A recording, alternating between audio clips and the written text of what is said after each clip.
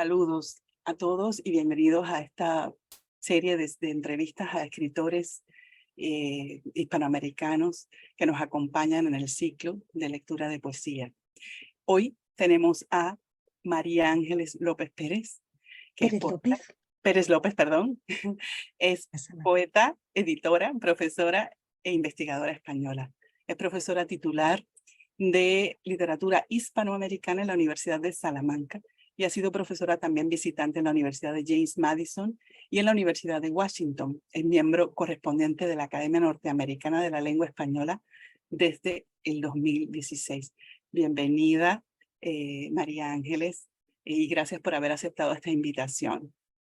Soy yo la que agradece muchísimo, Tania, a ti, a la Universidad de Puerto Rico, y de verdad que es una alegría para mí porque además entre mis alumnos a lo largo de estos años, José Miguel Cureta Arana hizo su tesis doctoral conmigo, él es puertorriqueño, así que bueno, me unen muchos lazos de amistad y de cercanía por razones poéticas y académicas con la isla. Qué bien, qué bien. Debo decir también que esta travesía de este proyecto lo estoy haciendo junto al poeta peruano Raúl Castañeda.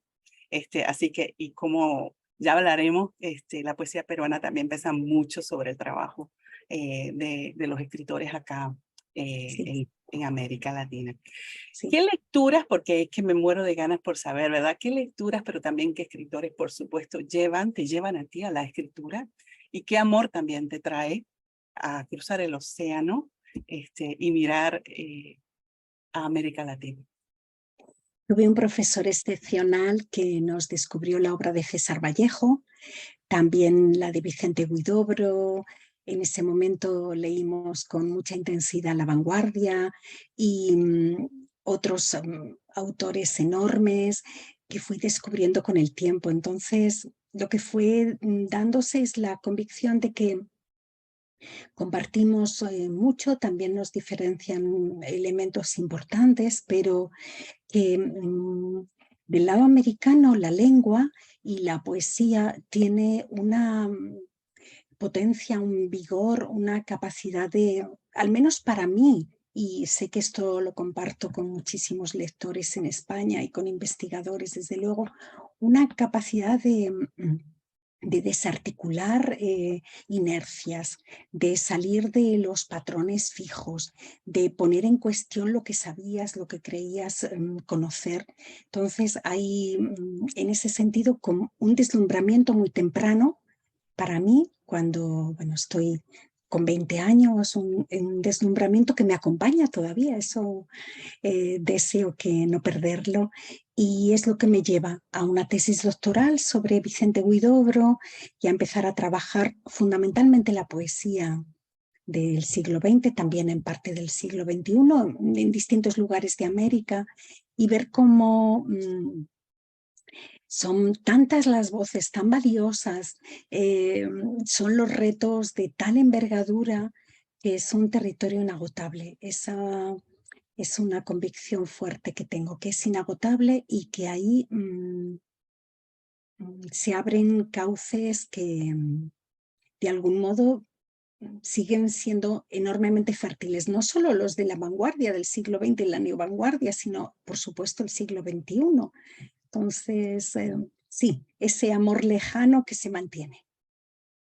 Y ahora que mencionas también la investigación que hiciste sobre Huidobro, ¿qué hallazgos encontraste en esa investigación con respecto a la narrativa? Fue más bien, ¿no? Sí, en realidad, yo quedo deslumbrada por Altazor, que con esos cortacircuitos en las frases, con esos cataclismos, con la posibilidad también de enfrentarse al silencio de la página, de enfrentarse a la desarticulación máxima de la lengua, pero la narrativa de Huidobro es muy interesante, le dedicó mucho tiempo y fueron 5 novelas en solitario y un conjunto de cuentos que publica con Hans Arp, es el 6.º título, ahí es en colaboración, que aparece con el título de 3 inmensas novelas, aunque no son novelas, Y la verdad es que esa producción narrativa, por un lado las novelas y en solitario, luego el trabajo con ARP, cuentos que escribe, cuentos de distinta extensión, los primeros microrrelatos de la literatura chilena, los cuentos diminutos, su indagación en diversas formas fue muy significativa y ocupa toda la década de los 30 prácticamente, en lo que además es su producción donde después de Altazor y Temblor de Cielo pasa un tiempo muy largo sin la publicación así de otro gran libro de poesía. Y sin embargo las novelas, los guiones de cine, porque eran novelas que en algunos casos, como pasa con Cagliostro, sobre todo, pero también con Mio Cid Campeador, estaban pensadas para el cine sonoro, que estaba en ese momento teniendo su despegar. Así que me interesó ver qué ocurría cuando un poeta tan inquieto y tan atravesado por el espíritu vanguardista como él se acercaba a las formas narrativas. Y es verdaderamente fascinante, sobre todo para mí las tres inmensas novelas. Ese texto escrito con ARP, que, que está cuestionando los géneros, está hablando de novela poshistórica, mucho antes de que se haya planteado la gran cuestión del fin de la historia. Digamos, son adelantados con una gran lucidez y un gran sentido lúdico, porque son textos divertidísimos, con una capacidad para la ironía, la parodia muy notable, la sátira también. Entonces, sí, fue una tesis que me enseñó mucho. Quería preguntarte la importancia de la generación del 27 en tu obra, pienso en Lorca y Alberti. Quizás también, de alguna manera, Gerardo de Edipo después, no sé, te pregunto, a ver, ¿qué me podrías comentar? Sí, sin duda. Sobre todo, bueno, el Lorca de Poeta en Nueva York me rompe la cabeza cuando lo leo y sigue siendo una lectura que me presente. También los sonetos del amor oscuro, el diván del Tamarit y luego Alberti con Sobre los ángeles especialmente. O sea, ese momento en el que entran elementos del surrealismo, entra un imaginario que disloca sintaxis, disloca también formas de contar y que en el caso de Lorca está tan cargado de futuro porque hemos vivido en junio de 2023 en Salamanca un mes completo dedicado a celebrar el 125 aniversario del nacimiento de Lorca, que fue en junio de 1898. Y sobrecoge la actualidad de muchos de los textos. La hostilidad de la gran urbe, el capitalismo despiadado, la expulsión de grandes partes de la población de un proyecto de desarrollo, como pudo ser Poeta en Nueva York, de verdad que se puede leer en 2023 sobrecogidos, o al menos yo lo hago por su capacidad de seguir, de decir nuestro presente. Sí, son autores que me han marcado de modo muy profundo. Puesto no puedo dejar de preguntarte, yendo un poco más atrás también, Góngora y Quevedo, ¿verdad? Que han sido tendencias y estilos que encontramos dentro de lo que se ha llamado el barroco. ¿Estos autores han tenido alguna influencia en tu trabajo? Quizá menos evidente, o yo no fui capaz de darme cuenta hasta mucho tiempo después de haber empezado a escribir, pero hay un proyecto que publiqué titulado Interferencias con la Bella Varsovia. Es un libro en el que grandes textos del pasado son interferidos, son atravesados por el lenguaje periodístico de la actualidad. Y hay un poema, bueno, distintos textos, pero Quevedo entra de modo pleno porque me di cuenta de que en ese archivo del disco duro quedan pareciera que fosilizados, pero en realidad esperando despertar de algún modo, ¿no? Como como si hibernasen zonas del lenguaje o ciertos sentidos, y luego cuando se produce un deshielo, esas formas muestran su enorme vigencia. Entonces me ocurrió con una interferencia titulada Muros Low Cost, muros de bajo coste, que tiene que ver con el estallido de la burbuja inmobiliaria en España y con un soneto famosísimo de Quevedo que estaba ahí en ese espacio de hibernación. Miré los muros de la patria mía de un tiempo fuertes ya desmoronados. Entonces me doy cuenta de que, y me pasa con Góngora,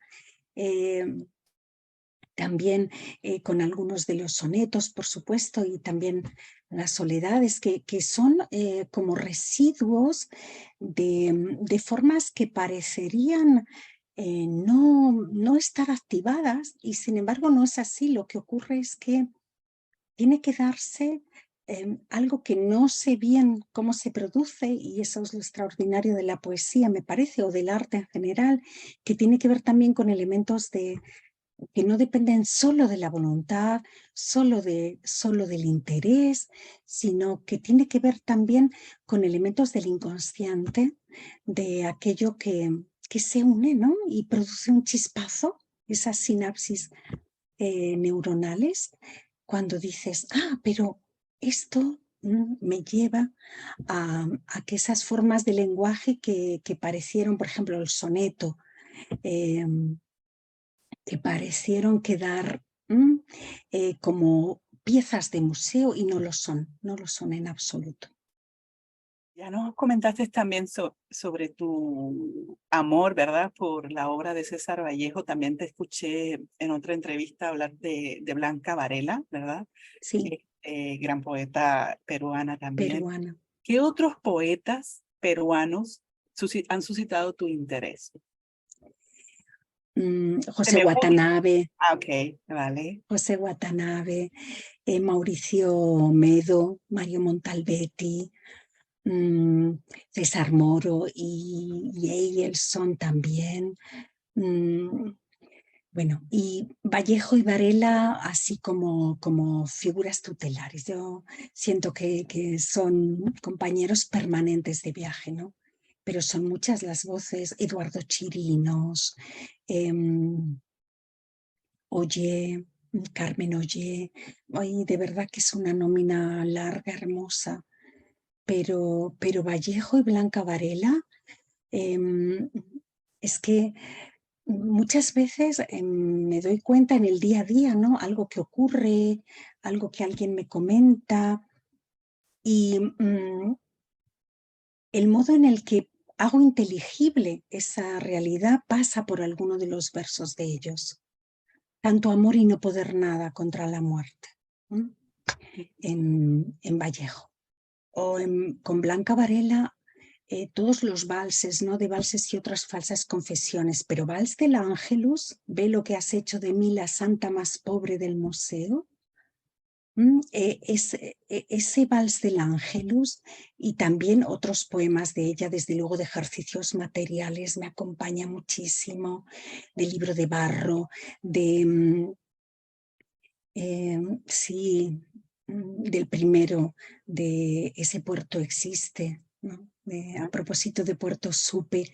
Bueno, es que es una autora con una severidad y una profundidad tan grande, y una falta de concesiones en el mejor sentido del término. Es decir, que las palabras son algo serio. Bueno, también pueden permitirse el humor y muchas formas de complicidad, pero en la poesía, al menos en una parte de la poesía, esa exigencia grande que ella le plantea al lenguaje, a mí me sobrecoge, y lo sigue haciendo a día de hoy. Y por eso decía que situaciones que vivo o que alguien a mi alrededor está contando o haciendo sentir, y entonces pienso, bueno, ve lo que has hecho de mí, la santa más pobre del museo, ¿no? Y hay formas del machismo que para mí quedan, o sea, ya está. Necesito solo ese comienzo para hacer inteligible, ¿no?, cierto dolor. Eso me lleva inevitablemente como que tengo que brincar una pregunta porque tú como escritora mujer, Blanca Varela, dentro de los mismos poetas contemporáneos y sus colegas de ese momento, la respetaban muchísimo y también la llamaban poeta, ¿no? Pero también he escuchado muchísimo de otros poetas la necesidad que a veces tienen las mujeres escritoras de hablar siempre del cuerpo y lo ven, ha habido una crítica despectiva con respecto a la escritura sobre el cuerpo, como que tienen que agotar esa manía o esa necesidad de hablar del cuerpo para entonces crear poesía. Entonces la poesía de Blanca Varela escapa de todos esos paradigmas musicales, digamos, y quizás diferente, pero ¿qué te parece ese decir de que como que tenemos que agotar un tema para poder llegar hasta donde quizás ellos han llegado porque no tienen esa necesidad? Claro, me planteo precisamente lo que tú dices ahora al final, la necesidad, que no tienen esa necesidad. Quizá lo que ocurre, que me parece muy visible en los años 70, 80, ¿no? del siglo XX, como hay muchos poemarios de autoras donde el cuerpo, bueno, estaba ya antes, Edelmira Agustini, por ejemplo, que vamos a decir de su poesía erótica a principios del siglo XX en Uruguay, pero en los 70, en los 80 hay como una eclosión, un momento muy fuerte en el que puede llegar a convertirse en tópico y por tanto en lugar común y por tanto en lugar vaciado de sentido, ¿no? Palabra retorizada, por tanto. Pero lo que ocurre, me parece, es que ningún tema, bueno, creo que hay dos cuestiones aquí. Una es que cuando eso ocurre es en gran medida por el hecho de pasar de ser objeto contemplado a lo largo de la historia del arte, que es una larga historia, de la historia de la poesía, que es muy larga, pasar de ser objeto contemplado, ese cuerpo, a ser sujeto o parte del sujeto que contempla. Y ese cambio no es menor y no es un cambio que se resuelva, me parece, de un modo sencillo o, bueno, depende de cada voz, ¿no? Pero que implica una enorme tensión o puede implicar una enorme tensión y complejidad y contradicción, porque nombrarse, habiendo sido nombrada una y otra vez, es muy difícil cuando la lengua te representa de ciertos modos, pero no de todos, o no de solamente en ciertas partes de lo que podría ser.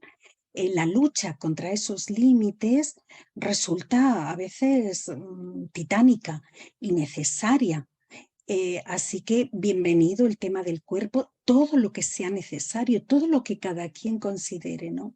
Por un lado diría eso en primer lugar, que ese salto de ser el sujeto, o sea, a ser el sujeto de esa enunciación, el sujeto del poema, quien mira su propio cuerpo, los otros cuerpos, quien se reconoce o no y ve problematizada o no su presencia en una tradición larga en la que no necesariamente hemos estado representadas, lleva a la segunda cuestión que quería plantear. Por un lado, la necesidad de ampliar los cauces del idioma, de ampliar sus caminos. Formo parte de una asociación, Genealogías de Mujeres Poetas, en España, con una presencia grande de voces también americanas radicadas en España.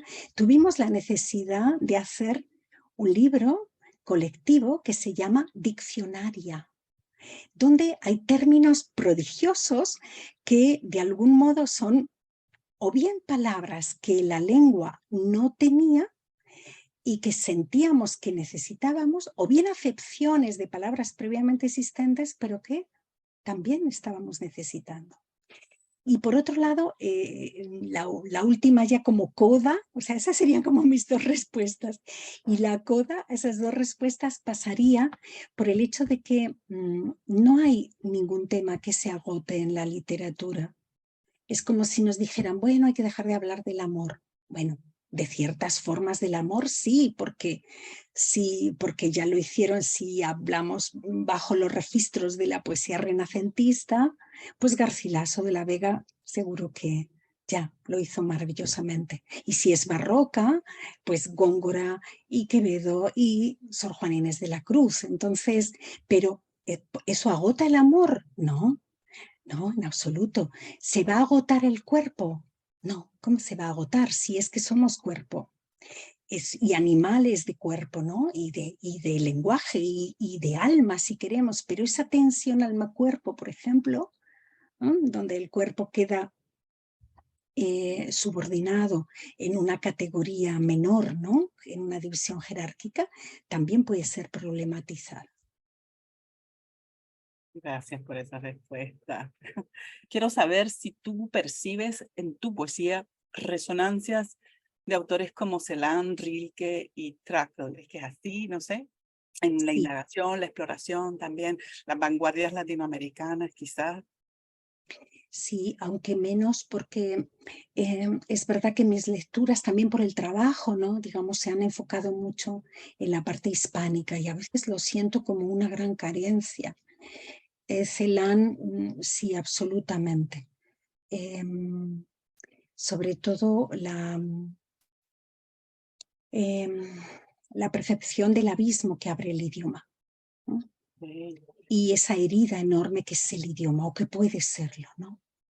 Y esa noción de vacío o de inexistencia en relación con el idioma, sobre todo en los últimos libros, de modo cada vez más fuerte en los últimos libros, sí. Rilke y Trakl quizás en menor medida. Es verdad que siento que mi lectura no es lo suficientemente amplia. Quiero siempre, es una deuda que siento cada día, ¿no? Con formas no hispánicas. También por lo que decía, porque el trabajo en el día a día me lleva a explorar con fuerza lo que estaba ocurriendo, lo que está ocurriendo, y ahí domina la forma hispánica. Con respecto a, como hablamos del barroco, también me da curiosidad saber sobre las diferencias que usted entiende entre ese barroco español y el neobarroco, quizás liderado por Lezama Lima, Sarduy, Perlonguer, Haroldo de Campos, porque también hay algo, no sé, percibo que puede haber algo de neobarroco, quizás no, y siempre digo, y disculpen las etiquetas, pero bueno, son puntos de Sí, partida, son puntos de sí. partida. Eh, ¿Cómo ves, cómo lo ves, cómo ves esa diferencia entre uno y el otro? Claro, el neobarroco ha sido fundamental para entender, bueno, el barroco en su tiempo, claro, el barroco histórico, pero el neobarroco yo creo para entender el siglo XX, el siglo XXI, la segunda mitad del XX y el XXI, y de los autores que has nombrado, algunos son fundamentales para mí. Es el caso de Néstor Perlonguer. Tengo una larga interferencia escrita con el poema Cadáveres, se titula Cadáveres 2.0, porque ese poema en particular, pero bueno, otros poemas de Perlonguer, ¿no?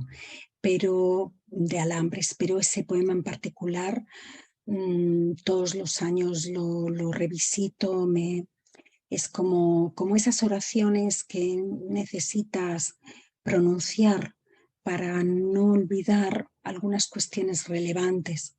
En el caso de la interferencia, de ese Cadáveres 2.0 con fosas comunes en España que no han sido desenterradas aún. Y ese cadáveres, hay cadáveres, hay cadáveres, hay cadáveres, para terminar con no hay cadáveres, ¿no? Esa paradoja brutal. Y desde luego Eduardo Milán es un poeta en esa línea de lo neobarroco que me acompaña con enorme fuerza. Y lo que diría es que Marosa Di Giorgio, desde luego, la autora uruguaya que me fascina con ese mundo absolutamente singular de flores y cuerpos y un erotismo en el que la muerte también atraviesa la vida. Así que no sé si merezco o no la etiqueta, pero me gustaría merecer una parte de las tensiones fuertes que el neobarroco ha supuesto para la lengua. o para cada una de las formas en que la lengua ha podido articularse, ¿no? Porque esta idea del pliegue, ¿no? Del pliegue sobre sí mismo, también de lo rizomático, de haber podido desplazar su propia raíz y evitar una construcción que corresponde más a la modernidad, como podría ser la del árbol, con sus raíces, frente al rizoma, ¿no? que estaría ya llevándonos hacia un espíritu de lo posmoderno y de las grandes tensiones desde los 70 en adelante para la cultura, para la sociedad y por supuesto con la globalización, ¿no? ¿Qué vamos a decir con la globalización? Entonces pienso en voces que desde el punto de vista creativo o también teórico me han interesado mucho, como Calabrese, acerca de la era neobarroca. Igualmente la pregunta por esa posmodernidad, por la posibilidad de, o no, de ser absolutamente cuestionadores de la carga de violencia, lo digo así, de la carga de violencia que algunos de los grandes relatos modernos imprimieron sobre vidas, sobre cuerpos, en una visión completamente monológica del mundo, ¿no? En términos de masculino, blanco, heterosexual, cristiano.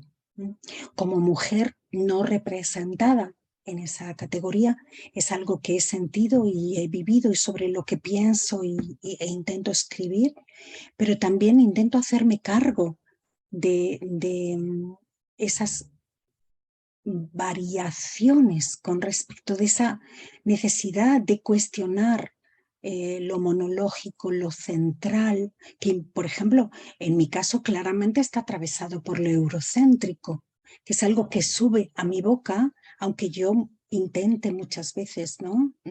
Cuestionar aquello que me está atravesando, porque lo he recibido y es piel sobre mi piel, pero intento que no se me olvide que, que en absoluto tiene por qué ser así, y que implica una visión dominante con respecto al mundo, que a una gran parte del mundo, cuya carga de violencia sigue intacta.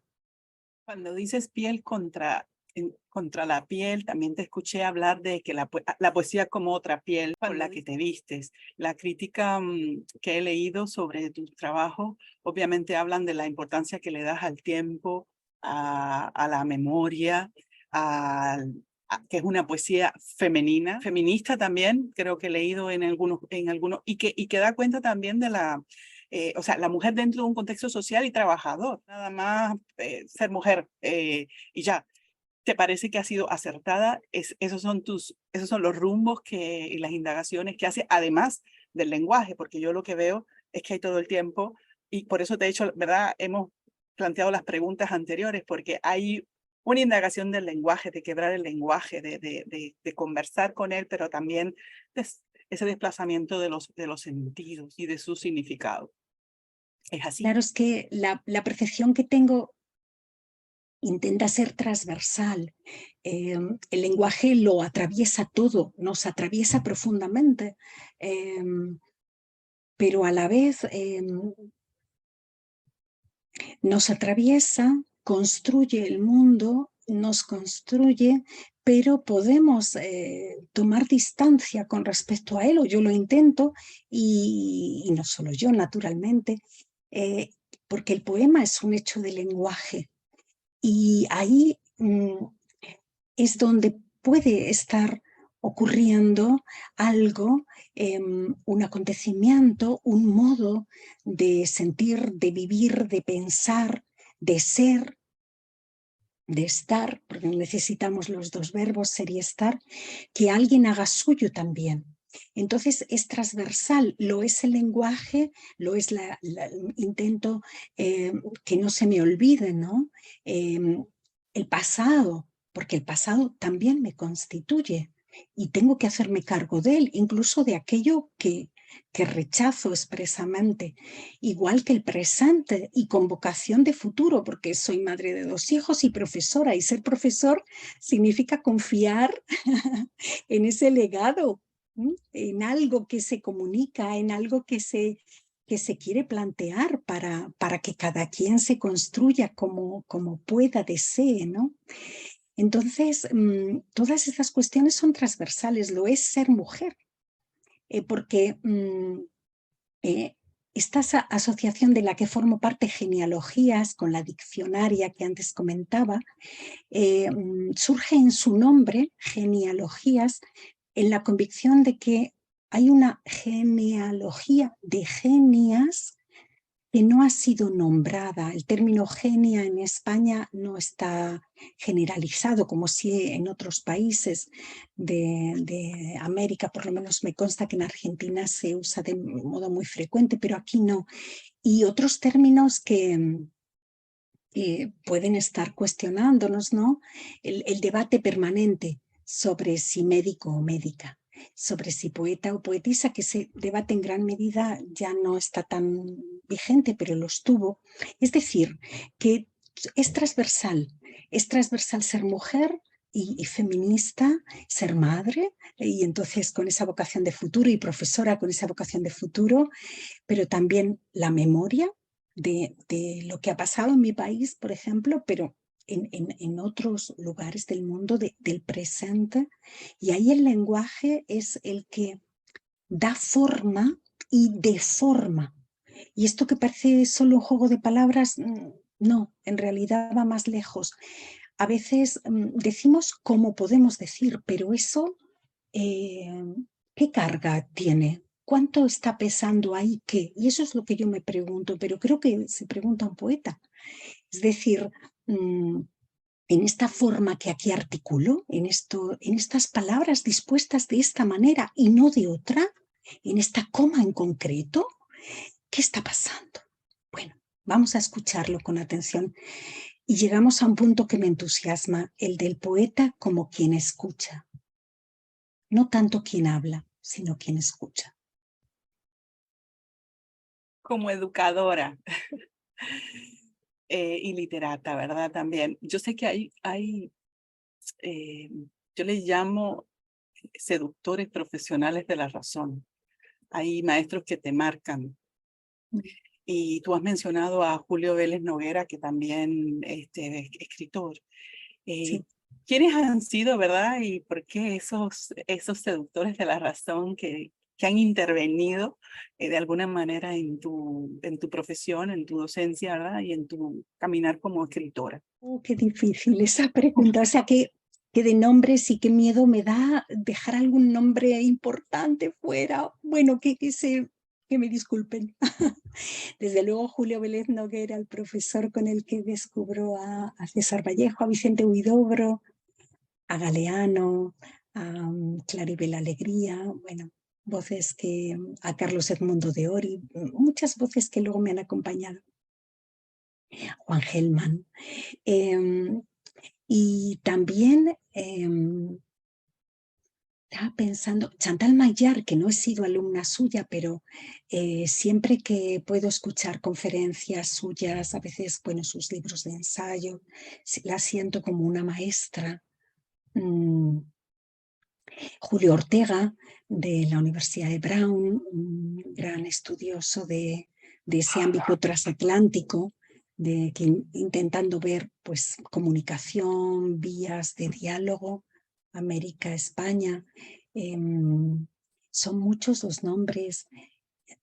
Álvaro Salvador, de la Universidad de Granada. Hay Neil Beans, de la Universidad de Granada, perdón, de la Complutense de Madrid, pero que trabajó también sus estudios sobre Nicanor Parra con Álvaro Salvador, por eso me fui a la Universidad de Granada. Una joven profesora de la Universidad de Granada, Erika Martínez, maravillosa poeta, de la que aprendo siempre. Bueno, son muchos, en realidad, de verdad que la nómina sería muy grande.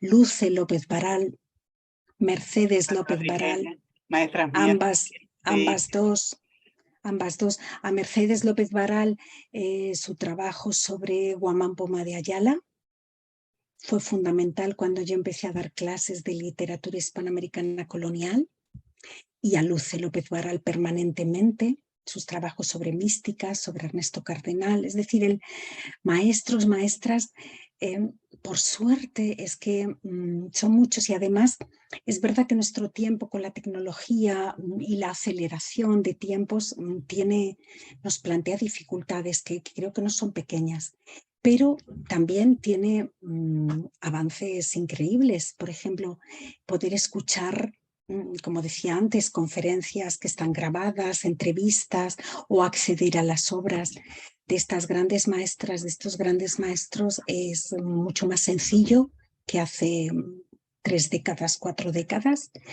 Cuando yo termino mi carrera, por ejemplo, en el año 90, era mucho más difícil acceder a todas estas fuentes, y ese es un privilegio. O sea, yo lo vivo como un regalo enorme. No me alcanza el día para estar escuchando.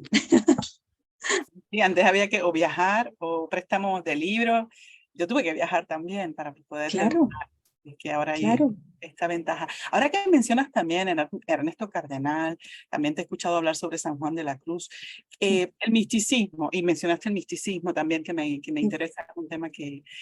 ¿cuánto de ellos te ha interesado, verdad? O cuánta resonancia del misticismo y de escritores tan grandes como San Juan de la Cruz hay en tu poesía? Ay, ojalá que pudiera decir que mucho, no lo sé.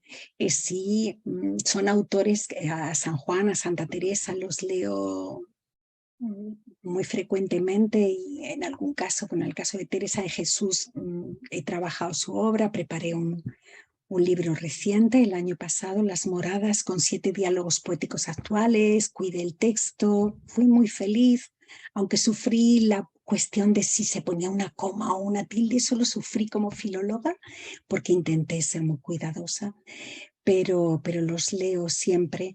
Y porque está esta cuestión más allá de lo religioso como tal, en un sentido estrecho, digamos, está ese horizonte de trascendencia, o de la pregunta por el sentido de la vida, o el sentido de las vidas, y el absoluto, o lo absoluto también como categoría ante lo que pensar, detenerme y pensar y contemplar. Intento, no solo en la lectura, sino también en la contemplación de aquello que me rodea, de lo que imagino también, que es otro modo de contemplar, ¿no? Hay también esa contemplación interior, que está sobre todo en los últimos años, cada vez con más fuerza, quizás porque em, la muerte de personas queridas, la enfermedad como una realidad que es parte de la vida también, pues me han llevado a preguntarme por esos horizontes de trascendencia, si son posibles y cómo decirlos, y la cuestión de lo inefable, lo que no podemos nombrar, que el lenguaje tartamudea ante el no sé qué que quedan balbuciendo de San Juan de la Cruz. El lenguaje tartamudea, y lo hace explícitamente porque no da cuenta de la totalidad. Esa noción de límite me acompaña de modo muy fuerte y me conecta con esas formas de religiosidad que no siempre me atraviesan del mismo modo que los atravesaron a ellos, pero que sin embargo sí que me llevan a preguntas que siento que son próximas. Tu libro Incendio Mineral, bueno, varios, tienes, ya vi que tienen más de una decena de textos de poesía, ¿verdad? En específico, Sí. aunque yo mismo te preguntaré sobre también tu trabajo como crítica literaria. El libro Mediterráneo de los Muertos e Incendio Mineral, que ganaron premios. ¿Qué ha significado? Primero, ¿verdad? Haber ganado estos premios que son muy importantes. Y estos libros, ¿verdad? En el momento histórico en el que se publican estos textos, ¿qué ha significado para ti? Sobre todo estos dos. Sí, estos dos sobre todo han tenido para mí Bueno, la alegría enorme de no estar sola en aventuras de la lengua que sentí que eran muy fuertes. Puedes estar solo ante lo que escribes, ¿no? Creo que estás solo en el momento de escribir. Eso sí, absolutamente. Ni siquiera intento no estar ni siquiera yo. Es decir, sé que esto es una contradicción, pero quiero decir que deseo en la medida de lo posible separarme o apartarme o retirarme en la escritura para que algo pudiera decirse, que va más allá de una circunstancia muy concreta, una persona muy concreta, una vida muy concreta, ¿no? Sino que algo de lo ajeno, de lo no vivido, pero que tal vez esté latiendo en ciertas palabras pudiera aflorar, ¿no? Y ha sido una gran alegría por lo que decía, porque me he encontrado ante aventuras verbales que me pareció que eran casi imposibles de ser compartidas. En el caso de Incendio Mineral, porque es un libro, no por el poema en prosa, pero por algunas de las cuestiones que aparecen en esos poemas. Hay un momento en el que aparece Pérez, hijo de Pedro, hijo de Piedra. Entonces, preguntarse por tu apellido, además un apellido absolutamente corriente, y que luego aparezca López, hijo de Lope, hijo de Lobo. Entonces yo me pongo a buscar ahí, pero ¿qué ha pasado? Entonces empiezo a buscar qué ha pasado con la piedra, qué ha pasado con la loba. O sea, ¿cómo hay una piedra ahí en ese origen? ¿Cómo hay una loba? ¿Qué pasa con mi padre, con mi madre, con los antepasados? Y claro, digo, esto no le va a interesar a nadie, se me ha ido la cabeza por completo. Pero luego gana el Premio Nacional de la Crítica, es decir, que sí ha podido ser compartido por quienes tienen otros apellidos, pero quizás se han sentido vinculados, ojalá, a que somos en las palabras también, ¿no? Y que indagar en ellas hay un acto de amor. Ahí yo sentía ese acto de amor muy grande hacia mis padres en su vejez cuando sé que me estoy despidiendo de ellos, ¿no? Y aunque esa despedida pueda ser larga, pero la despedida estaba ya ahí latiendo, ¿no? Porque la vejez está, porque el tiempo está, porque somos tiempo, está en mí también, ¿no? Pasando.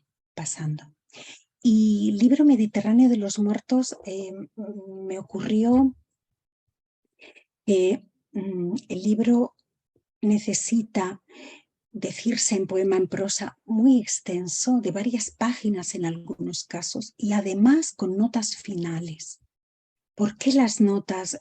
Peleé mucho con esta cuestión, dudé, pregunté, taché, cambié documentos, releía, hablaba con poetas que admiro, pero me di cuenta de que las notas eran necesarias porque son notas poéticas, no son notas académicas, pero cumplen como la nota esta idea de que el texto sigue creciendo, de que al texto, al poema, le crecen el pelo y las uñas, como nos crece a nosotros, que el poema era orgánico y que la nota era aquello que el texto, el poema principal, había a lo mejor esbozado, ¿no? Unas pocas palabras, pero que después tenía que ser recuperado y buscado qué ocurría ahí.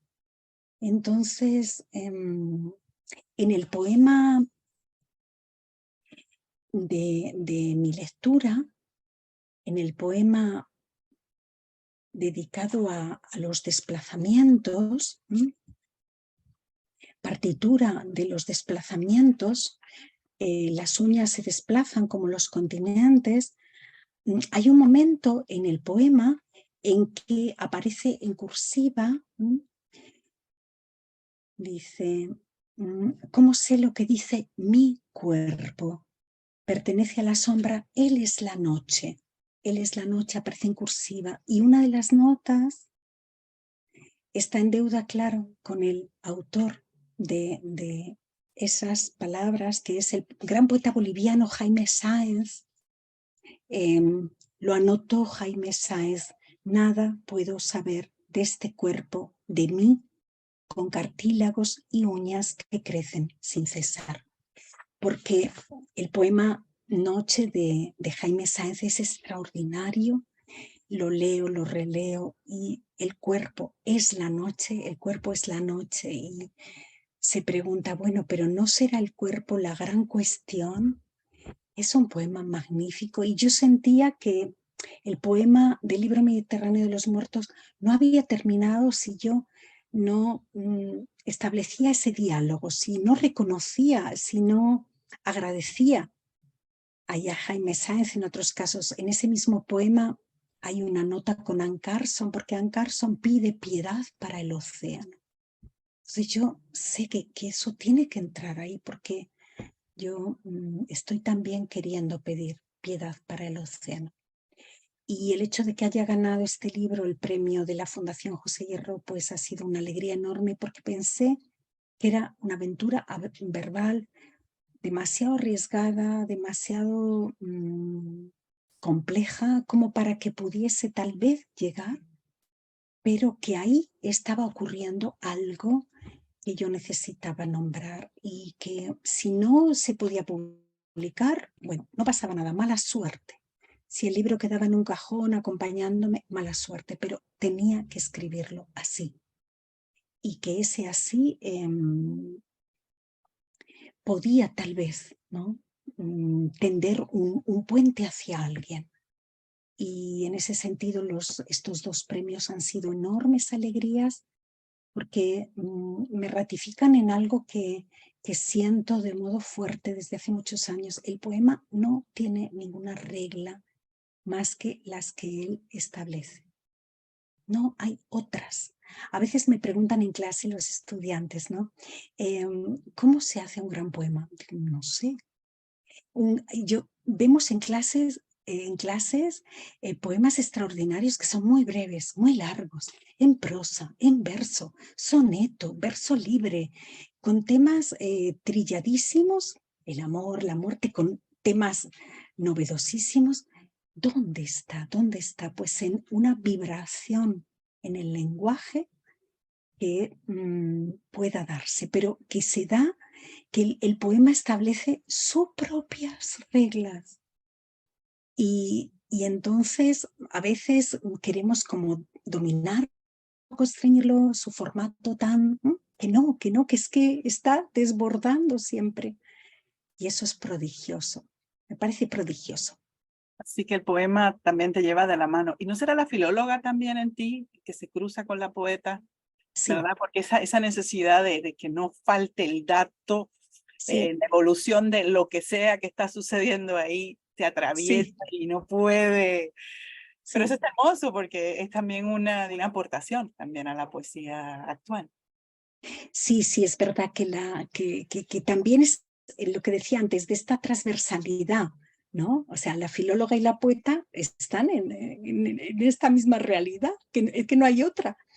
Me costó muchos años que la poeta y la filóloga se entendieran bien. De hecho, mi primer libro no lo publico hasta que no tengo 30 años y además no estaba en mi intención publicarlo, ni mucho menos. Es un azar generoso y amigos generosos de la Universidad Autónoma Metropolitana de México, los que editan un libro del que yo no sabía que era un libro ni que se podía publicar. Ocurre de ese modo insospechado y hermoso, porque la filóloga durante mucho tiempo le ganó la partida a la poeta. Ahora ya se entienden un poco mejor.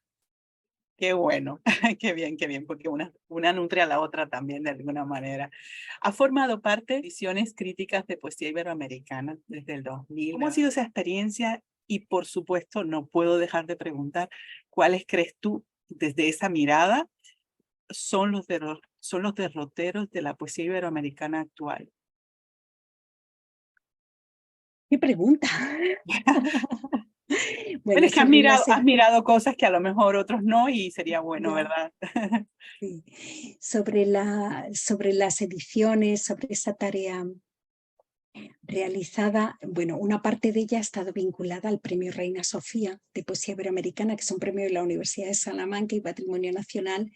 Entonces realicé las ediciones cuando Nicanor Parra, cuando Juan Gelman y cuando Ernesto Cardenal ganan ese premio.